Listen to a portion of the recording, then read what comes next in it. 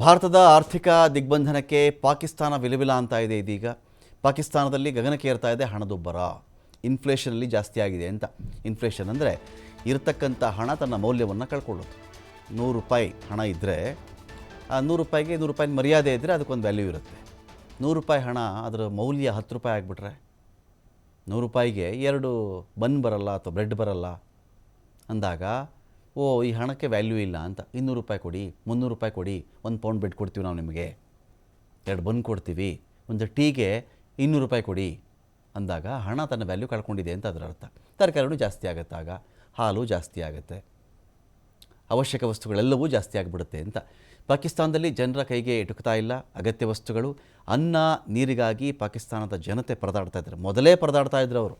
Pahalgam attack ಆದಮೇಲೆ ಹೀಗಾಯಿತು ಅಂತಲ್ಲ, ಇದಕ್ಕೆ ಮುಂಚೆಯೇ ಪಾಕಿಸ್ತಾನದಲ್ಲಿ ದೊಡ್ಡ ಮಟ್ಟದ ಪ್ರಾಬ್ಲಮ್ ಇತ್ತು. ಒಂದು ಡಜನ್ ಮೊಟ್ಟೆಗೆ ₹332. 1 ಲೀಟ್ರ್ ಹಾಲು ತೊಗೊಳ್ಬೇಕು ಅಂದರೆ $224. ಇದು ಪಹಲ್ಗಾಮ್ ದಾಳಿ ಆದಮೇಲೆ ಆಗಿರ್ತಕ್ಕಂಥ ಬೆಳವಣಿಗೆ ಅಲ್ಲ ಇದು.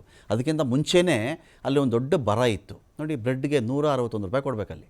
ಟೊಮ್ಯಾಟೊ ಬೇಕು ಅಂದರೆ ₹150 1 ಕೆ ಜಿಗಲ್ಲಿ. 1 K G tomato ₹150, K G ಆಲೂಗಡ್ಡೆ ₹105 ಆಗುತ್ತಲ್ಲಿ. ದಿನನಿತ್ಯದ ವಸ್ತುಗಳಿವೆಲ್ಲವೂ ಕೂಡ. ಬೇರೆ ಬಿಟ್ಟುಬಿಡಿ, ಐಷಾರಾಮಿ ವಿಚಾರ ಬೇರೆ.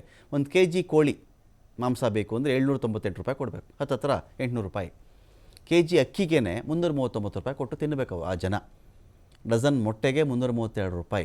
ಹಾಗಾಗಿ ಇಲ್ಲಿ ಏನಾಗ್ತಿದೆ ಅಂತ ಹೇಳಿದ್ರೆ, ಮೊದಲೇ ಪರಿಸ್ಥಿತಿ ಹದಗೆಟ್ಟಿತ್ತು. ಯಾವ್ಯಾವ ದೇಶಗಳ ಬಳಿಯಲ್ಲಿ ಭಿಕ್ಷಾಪಾತ್ರೆ ಇಟ್ಕೊಂಡು ಪಾಕಿಸ್ತಾನ ಕೇಳ್ತಾ ಇತ್ತು. ಪಹಲ್ಗಾಮ್ ದಾಳಿ ಆದ ಮೇಲೆ ಇನ್ನೂ ಭೀತಿ ಶುರುವಾಗುತ್ತೆ. ಸಹಾಯಕ್ಕೆ ನಿಂತಿದ್ದವರು ಅವರು ಕೂಡ ವಾಪಸ್ ಹೋಗ್ಬಿಡ್ತಾರೆ. ಹಾಗಾಗಿ ಇನ್ನೂ ಕೂಡ ಇನ್ಫ್ಲೇಷನ್ ಜಾಸ್ತಿ ಆಗಿದೆ. ಭಾರತ ದ್ವಿಪಕ್ಷೀಯ ವ್ಯಾಪಾರವನ್ನು ಸ್ಥಗಿತಗೊಳಿಸಿದಂತಹ ಎಫೆಕ್ಟ್ ಇದು.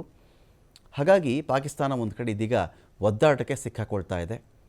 ಉಗ್ರರನ್ನು, ಟೆರರಿಸ್ಟ್ಗಳನ್ನು, ಮಿಲಿಟೆಂಟ್ಸ್ಗಳನ್ನು ಎಲ್ಲಿಯವರೆಗೆ ಈ ದೇಶ ಸಪೋರ್ಟ್ ಮಾಡ್ತಾ ಇರುತ್ತೋ ಅಲ್ಲಿವರೆಗೂ ಆ ದೇಶಕ್ಕೆ ಈ ಸ್ಥಿತಿ ತಪ್ಪಿದ್ದಲ್ಲ ಅಂತ.